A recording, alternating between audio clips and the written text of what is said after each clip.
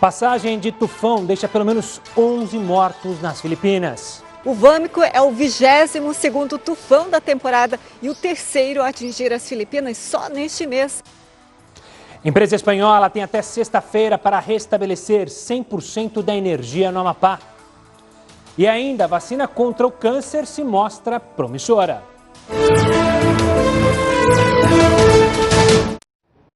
Bem-vindo ao Jornal da Record News, que também está ao vivo no nosso canal do YouTube e lá no Facebook da Record News. Cientistas da Universidade de Harvard identificaram que uma vacina contra o câncer, desenvolvida por eles, está trazendo resultados positivos no tratamento da doença. O levantamento foi feito pelo Wynn Institute, um instituto ligado à Universidade de Harvard, nos Estados Unidos. Estudos concluíram que o remédio foi capaz de prevenir alguns tipos de tumores malignos em camundongos.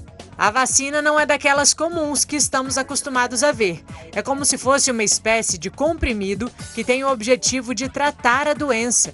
E foi idealizada para ser injetada no organismo do paciente, bem na região onde já foi identificado um tumor, como é o caso das mamas. O comprimido funciona como uma esponja. Ao entrar na pele, consegue reprogramar as células imunológicas da pessoa e faz com que elas se alojem nas células com câncer para depois matá-las. De acordo com o Instituto, a vacina poderia substituir a quimioterapia e a imunoterapia. Apesar de estarem otimistas com os resultados dessa primeira fase, os cientistas afirmam que os estudos precisam continuar pelos próximos anos. A vacina é uma esperança para o tratamento contra o câncer, mas, para chegar a um resultado completamente seguro e eficaz, é preciso tempo e muitas pesquisas. Procuramos a Sociedade Brasileira de Oncologia Clínica para falar sobre o assunto e ainda não tivemos retorno.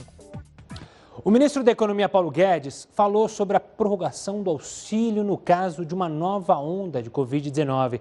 A declaração foi dada durante um evento online promovido pelo setor supermercadista. Existe possibilidade de haver uma prorrogação do auxílio emergencial, aí vamos para o outro extremo. Se houver uma segunda onda de pandemia, não é uma possibilidade, é uma certeza. Nós vamos ter que reagir. O auxílio emergencial começou a ser pago em maio, com parcelas de R$ 600 até julho. Depois, o governo ampliou esse pagamento com parcelas de R$ 300 até dezembro. De acordo com Paulo Guedes, ao final de 2020, o governo vai ter gasto 600 bilhões de reais com o auxílio emergencial. Isso representa 10% do PIB brasileiro. E o primeiro-ministro da França afirmou hoje que atualmente 1 em cada 4 mortes no país ocorreu por causa da Covid-19. Ele ainda informou que a cada 30 segundos uma pessoa dá entrada num hospital do país. O aumento preocupa porque o número de internações pelo coronavírus tem sido maior do que durante o pico da primeira onda. E olha, milhares de casas foram inundadas e pelo menos 7 pessoas morreram após a passagem de um novo tufão nas Filipinas. A nossa correspondente na Ásia, Silvia Kikuchi, tem mais informações. Olá, Silvia. Boa noite, Gustavo. O Vâmico é o 22º tufão da temporada e o terceiro a atingir as Filipinas só neste mês. A capital Manila foi a região mais atingida e ficou totalmente debaixo d'água. Na região metropolitana, 40 mil casas foram inundadas. Quase 3 milhões de famílias foram afetadas. No momento, o tufão tem ventos de 130 quilômetros por hora e está previsto para atingir o Vietnã. As Filipinas ainda se recuperam do tufão Goni, o mais poderoso do ano até aqui, que deixou 25 mortos no início de novembro. Gustavo.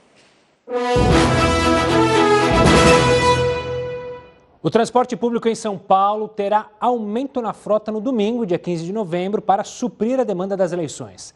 A SP-Trans, responsável pelos ônibus aqui na capital paulista, vai colocar em circulação 65% da frota operacional em relação ao número de veículos que circulam nos dias úteis.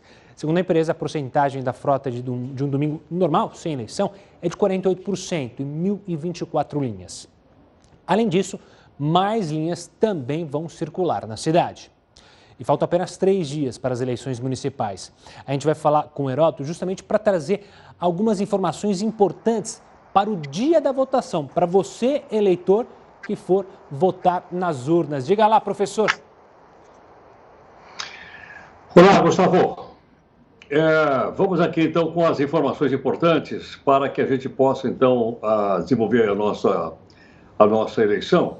Eu queria lembrar o seguinte, por exemplo, de que aquele documento que a gente esquece durante muito tempo, que é o título de eleitor, a gente tem que recuperar agora, né? Muita gente tem o e-título, eu já até mostrei o meu aí. E as pessoas, então, com esse título, ela pode, vai dizer assim, saber exatamente a sessão eleitoral que ela vai votar. E se porventura tiver dificuldade, é só entrar no mapa do TRE que a gente vai encontrar lá. Mas vamos mostrar, então, agora as coisas que são importantes aí. Olha, não vamos esquecer que nós estamos vivendo numa pandemia agora. E diante dessa pandemia, logicamente, todo mundo tem que ir lá com máscara. E mais, não só com máscara, mas também respeitar aquilo que o pessoal que está ali na sessão de votação pode exigir. Por exemplo, precisa conferir muitas vezes a imagem da pessoa que está no documento com a pessoa. Então, se precisar baixar a máscara, a gente baixa a máscara e depois põe a máscara novamente no lugar. Outra coisa, vamos tomar cuidado de manter uma certa distinção, como a gente está vendo aí. E outras coisas importantes é o seguinte, as pessoas mais idosas poderão ir mais cedo, tem preferência, logicamente. E para não haver nenhum tipo de contaminação, as pessoas vão limpar a mão com gel, como a gente colocou nessas pequenas recomendações, mas estão sugerindo até o seguinte, que a pessoa leve a caneta de casa, pegue a sua Bic e leve de casa para que ela não precise usar a do pessoal. Se precisar, pode usar, mas logicamente, depois disso, vai ter que limpar a mão e vai ter que tomar cuidado, muito cuidado mesmo com com a contaminação. Então não vamos esquecer, domingo é um dia importante, a gente não pode deixar de votar, nós temos que ir lá votar para que a gente possa escolher, como eu tenho dito aqui, o melhor candidato a prefeito e o melhor candidato a vereador. E se encontrar um candidato pelo meio do caminho, por que não, né, Gustavo, fazer aquela perguntinha? Por que vereador ganha mais que professor? É uma perguntinha só que a gente pode fazer até no dia da eleição. É isso aí, Gustavo. Uma ótima pergunta. O Heroto volta aqui conosco daqui a pouco para falar sobre outros assuntos. Agora a gente vai até o Rio de Janeiro, porque a Polícia Militar prepara um grande esquema de segurança justamente para as eleições no Rio. Eu falo agora com o Pedro Paulo Filho para saber como vai funcionar esse esquema. Uma boa noite, Pedro. Oi, Gustavo, boa noite para você, boa noite a todos. Olha, aqui no Rio de Janeiro, mais de 22 mil homens da Polícia Militar foram escalados para fazer a segurança das urnas, dos pontos de votação e também reforçar a segurança nos principais pontos do estado do Rio de Janeiro. E para isso foram suspensas folgas e férias.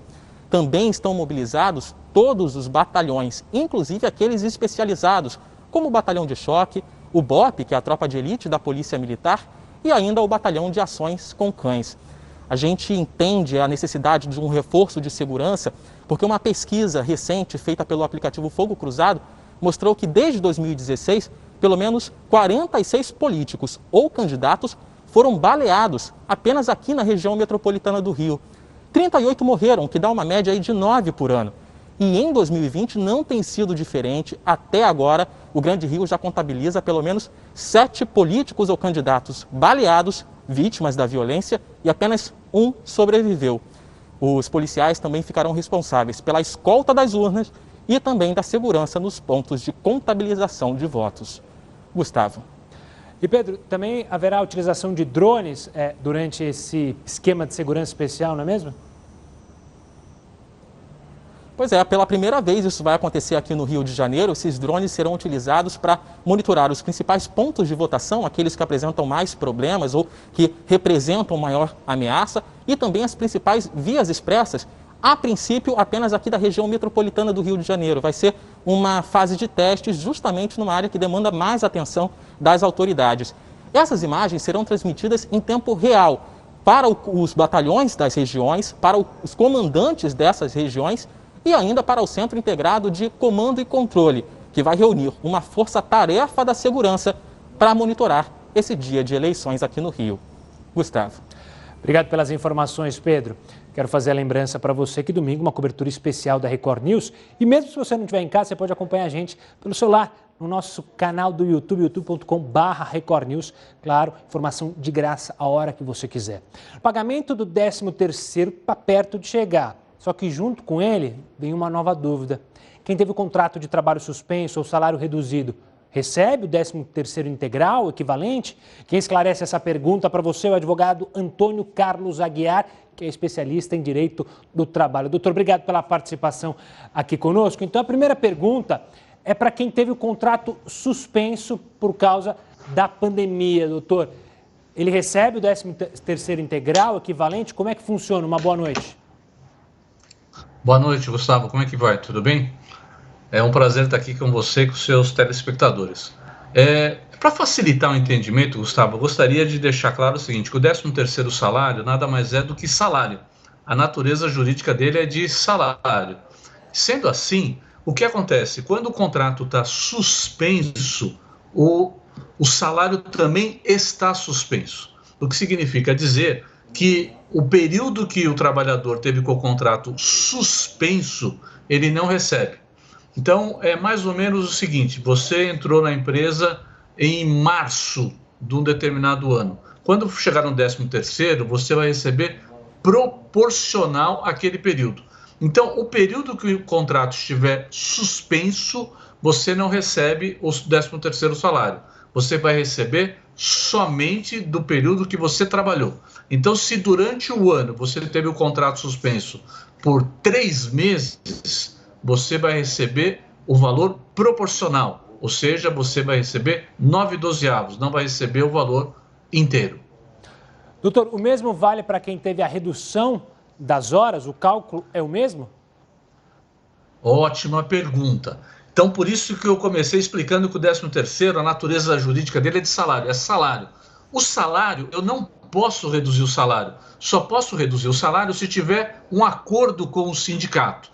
Então, o que acontece? Quando ele teve a redução de salário, foi via acordo, mas não se estabeleceu a redução também do 13º salário. Se não houve a redução do 13º salário, ele vai receber o 13º salário integral.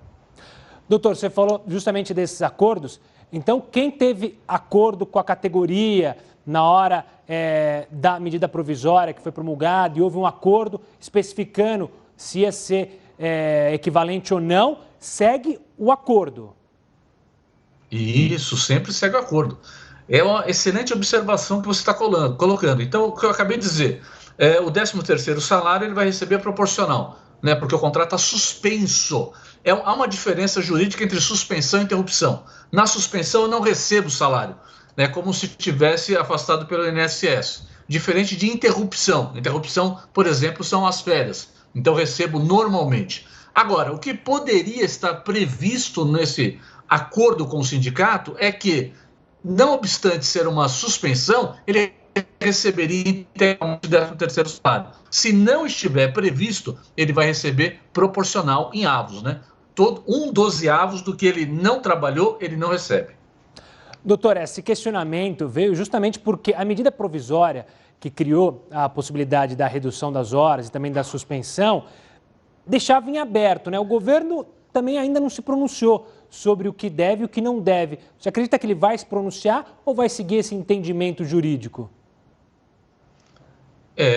Depende, é uma questão mais política do que jurídica, né? Juridicamente o entendimento é esse. O que a gente pode ter, por exemplo, são algumas dúvidas, e aí dúvidas políticas e jurídicas. Por exemplo, se o contrato realmente ficou suspenso agora até dezembro, e aí?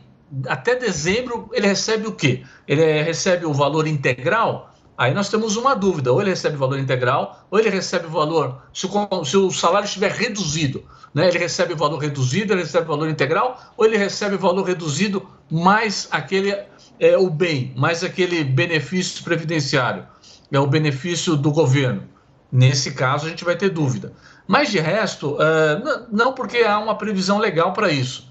Obviamente pode vir uma medida ou uma interpretação política, mas tem que ser em benefício ao trabalhador, nunca em prejuízo. Em prejuízo não, porque tem que se aplicar exatamente o básico que a gente acabou de dizer.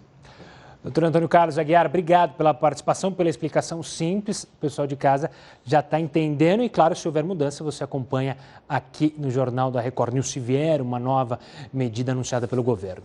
Agora a gente fala dos Estados Unidos, o furacão ETA tocou o solo pela 4ª vez. O estado da Flórida foi atingido pela segunda vez desde o início da tempestade, que causou chuvas fortes, enchentes e deixou milhares de pessoas sem energia elétrica. O governador do estado aprovou uma declaração de emergência antecipada para mobilizar a ajuda federal o mais rápido possível. Na Guatemala, o ETA deixou 46 mortos e 96 desaparecidos. Vamos falar mais uma vez com o Heródoto, porque o número de beneficiários do auxílio reclusão aumentou 26% na pandemia. Você sabe como ele funciona? Calma, o Heródoto te explica. Diga lá, professor. Gustavo, acho que essa é até uma oportunidade legal para a gente poder explicar para as pessoas o que significa esse auxílio. Porque às vezes correm pela internet informações que não são corretas, são absolutamente inexatas. E geralmente são coisas depreciativas. Não é bem assim. Só para a gente ter uma ideia, estive olhando aqui, fazendo uma pesquisa, nós temos aproximadamente 700 mil pessoas cumprindo pena no Brasil. 700 mil. Quer dizer, bom, a gente coloca o Brasil entre, sei lá, os 3 ou 4 países que tem mais presos, é verdade. Mas proporcionalmente ao número de habitantes, nós estamos no 17º ou no 18º lugar. Mas ainda assim, é pago o auxílio, é pago o auxílio. Então vamos dar uma olhadinha direitinho para a gente poder entender bem e até a gente poder conversar com as pessoas. Não é todo detento, não é todo preso que tem direito. Quem é que tem direito? Só para quem está em regime fechado. Quem está em regime semiaberto não tem direito. Quem está no regime aberto não tem direito. Outra coisa, é investigado o seguinte, só quem tiver no regime fechado e for de baixa renda tem direito. Agora, olha isso que é importante que eu vou colocar aqui embaixo. Só tem direito quem teve carteira assinada e pagou 24 contribuições ao INSS, à Previdência Social. Se o cidadão pagou 20, não tem direito. Se ele pagou 16, não tem direito. Então, essas 3 questões básicas fundamentais, sem o que a pessoa que está cumprindo pena não recebe o auxílio penitenciário, ok? Bom, outra informação também para a gente conversar com as pessoas. Nós falamos agora, você disse na abertura que aumentou o número de presos, é verdade. Mas olha, é apenas 5% dos presos que recebem.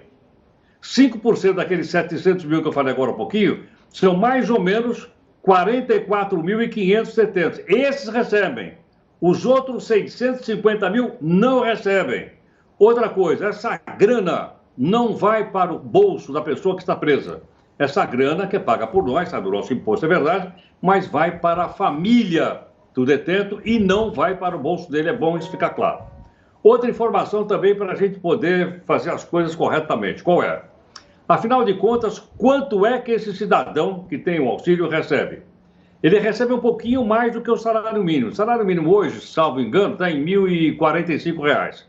Ele recebe uma mensalidade de R$ 1.135 por mês. Ele não, a família dele, se ele cumprir aquelas 3 coisas que eu coloquei agora no começo.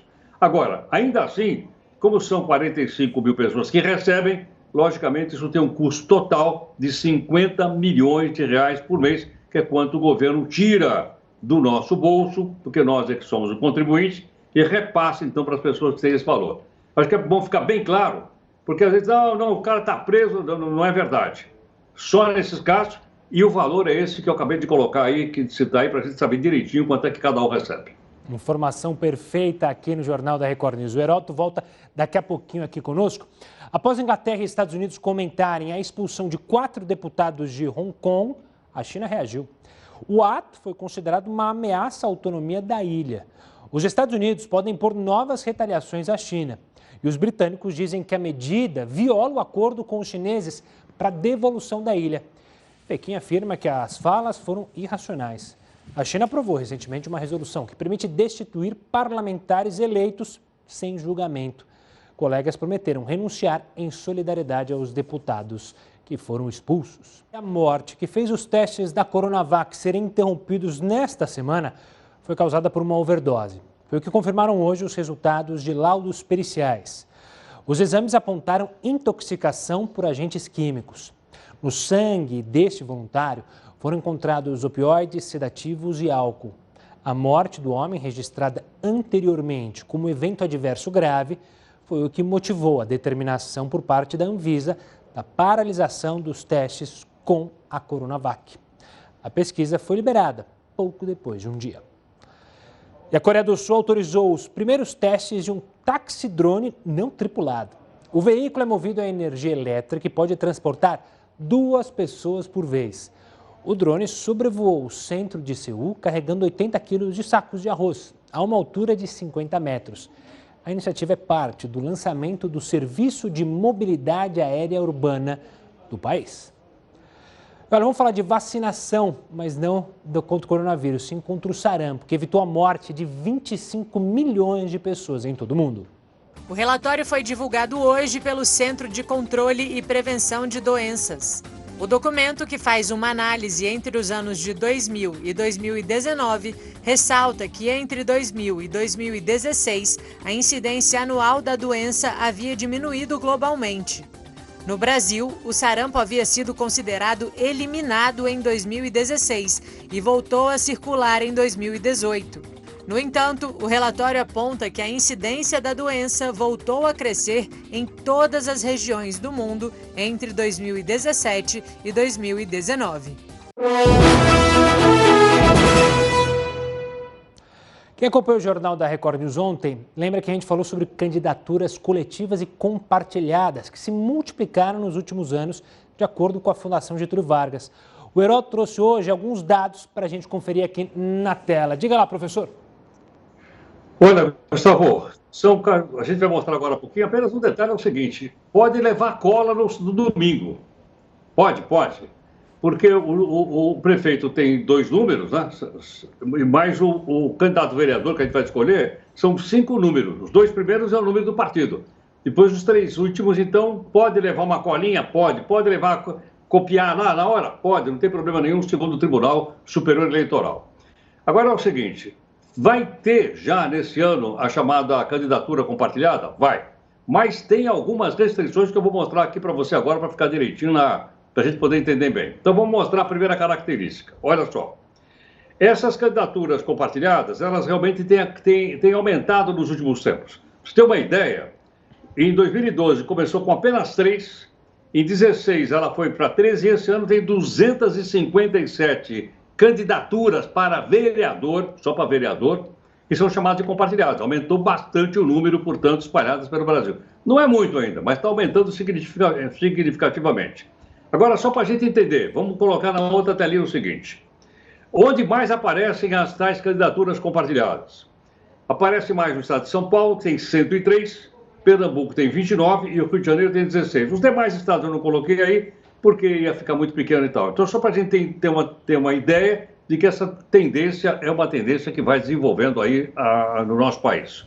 Outra informação é o seguinte, bom, tem regulamentação disso? Não, não tem. Ué, não tem na lei? Não, não tem na lei. Então, se não tem a lei, como é que tem a candidatura compartilhada? É só um acordo entre os participantes. 5 cidadãos dizem, vamos fazer uma candidatura compartilhada, mas só pode colocar o nome de um. E se esse cidadão não cumprir com os demais, ele não é obrigado, porque não está na lei. Pode ser que a lei venha a ser modificada, mas atualmente não. Isso é mais uma questão de propaganda eleitoral, válida, não tem problema nenhum, mas não existe na lei. Não aparece lá turma, propaganda, não. Aparece o nome de uma única pessoa que está registrada no Tribunal Regional Eleitoral e confirmada no TSE lá em Brasília. Então... Perdemos o contato com o Heródoto, a gente vai tentar retomar, mas fica aí o aviso. E é bom lembrar, também completando o Heródoto, que essas candidaturas compartilhadas, Heródoto, agora que você está de volta com a gente, as candidaturas compartilhadas, o salário também é só para quem aparece ali. Se ele quiser, ele divide. Se não quiser, ele não divide, né, Heródoto? Exato, só aparece um. E só para completar, então. Ah, não deixaram. A nossa internet não deixou hoje o Heródoto completar, mas no próximo domingo eu lembro a você que a gente vai ter uma cobertura especial da Record News sobre o dia das eleições em todo o Brasil. Você não pode perder. Um estudo publicado em um jornal científico apontou que o horário das refeições não interfere na perda de peso. Veja agora na reportagem. Quem está no processo de emagrecimento já deve ter escutado que é melhor comer mais de manhã ou no almoço, porque o metabolismo fica mais devagar à noite. Porém, De acordo com uma pesquisa feita pela Associação Americana do Coração, o horário em que as calorias são consumidas não faz diferença para a perda de peso. Para chegar a essa conclusão, os cientistas acompanharam 41 adultos com excesso de peso durante 12 semanas. A maior parte dos participantes era de mulheres negras com diabetes e uma idade média de 59 anos. Entre os voluntários, 21 foram orientados a ingerir 80% das calorias do dia antes das 13 horas. Os outros 20 participantes comeram a mesma quantidade de comida em horários comuns. A única recomendação era que metade dos alimentos do dia deveria ser consumida antes das 5 da tarde, durante todo o período de teste. Todos os participantes foram alimentados com as mesmas refeições oferecidas pelo estudo. A descoberta foi que ambos os grupos perderam peso, independente dos horários das maiores refeições. A pressão sanguínea também foi reduzida em todas as pessoas analisadas. Agora, o próximo passo da pesquisa é coletar informações mais detalhadas sobre a pressão arterial para entender melhor os efeitos de uma dieta com jejum intermitente no nível de açúcar do sangue, na insulina e em outros hormônios. Procuramos o Conselho Federal de Nutricionistas para falar sobre o assunto e não obtivemos retorno. E olha, membros de uma aldeia indígena localizada em Nova Laranjeiras, que fica no Paraná, pisotearam o corpo de um motorista de uma van que morreu após um acidente. Nas imagens dá para ver o exato momento em que as pessoas começam a saquear as cargas do veículo. A van onde estava a vítima bateu de frente com um caminhão e, com a força do impacto, o condutor do veículo foi jogado na pista e infelizmente morreu. Uma equipe da Polícia Rodoviária Federal tentou impedir o saque de carga, mas acabou apedrejada. 4 homens foram presos. Em nota, a FUNAI afirmou que não concorda com qualquer conduta ilícita. A Fundação disse ainda que acompanha o caso e está à disposição das autoridades para colaborar com as investigações. Pretos e pardos são a grande maioria dos brasileiros com menores rendimentos, de acordo com o IBGE. Eles representam 77% desse grupo. Além disso, o rendimento domiciliar per capita médio da população branca permaneceu o dobro do observado entre pretos e pardos nos anos de 2012 a 2019. Outro dado divulgado hoje, desta vez pelo Banco Central, mostra o impacto da inflação. As famílias com renda de 1 a 3 salários mínimos foram as mais afetadas e também os alimentos são os itens que mais pesam no custo de vida. Frutas e legumes tiveram alta, além de leite e derivados e também as carnes. Filhos de pais brasileiros nascidos em Portugal terão direito à nacionalidade portuguesa. A mudança na lei da nacionalidade também beneficia os netos de cidadãos portugueses.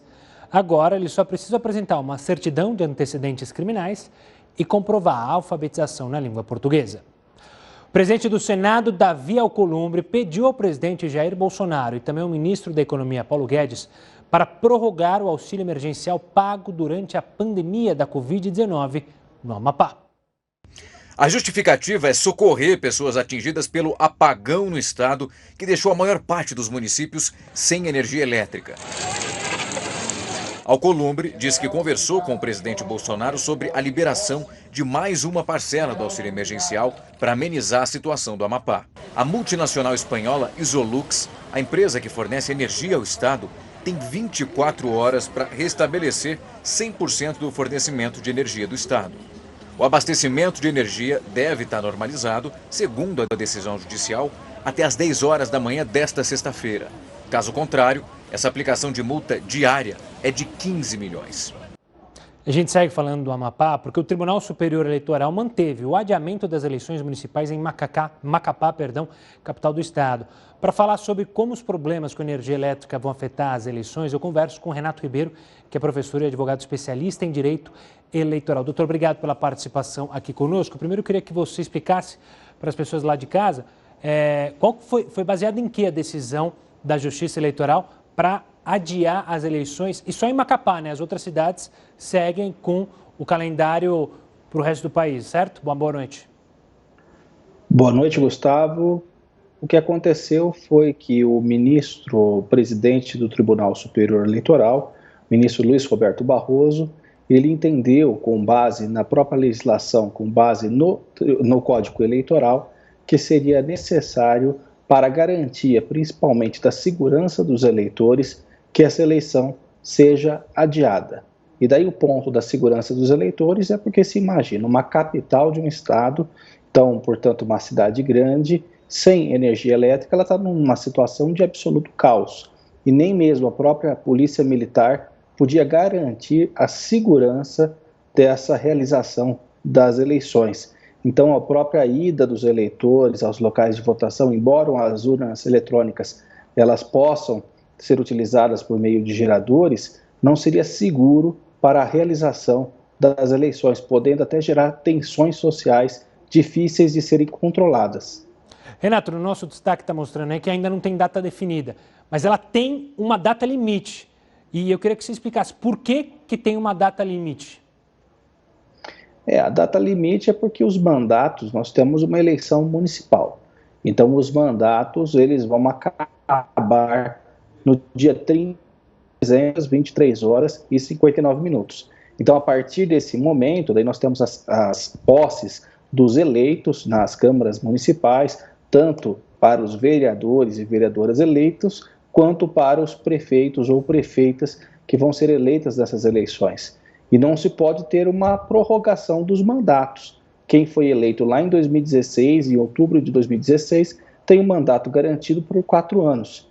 E daí, para não ficar acéfalo o poder público sem comando, nós temos que essas eleições sejam realizadas ainda esse ano. Portanto, é necessário que esse problema seja resolvido o quanto antes. Espera-se, como dito na reportagem, que seja restabelecida o quanto antes esse fornecimento de energia elétrica. E, Renato, e parte de quem a decisão para definir a nova data? Pelo Tribunal Regional Eleitoral lá do Amapá, que, após sanado o problema com a energia, pode, então, definir um domingo para essa eleição? Sim, o próprio Tribunal Regional Eleitoral, como ele está mais próximo, e daí cabe a nós entendermos como é que funciona a Justiça Eleitoral. A Justiça Eleitoral ela não só julga, mas ela também administra e realiza as eleições. Então, no momento de realização dessas eleições, quando houver segurança para que as eleições sejam ocorridas com a maior possibilidade de normalidade possível, ou seja, tanto para o eleitor quanto para os servidores, os mesários, proporcionando até mesmo uma apuração desses votos sem tumulto, com a presença da polícia, evitando conflitos, daí sim a Justiça Eleitoral vai marcar uma nova data para a realização dessas eleições. E, Renato, a eleição tem que ser num domingo ou ela poderia ser em outro dia da semana?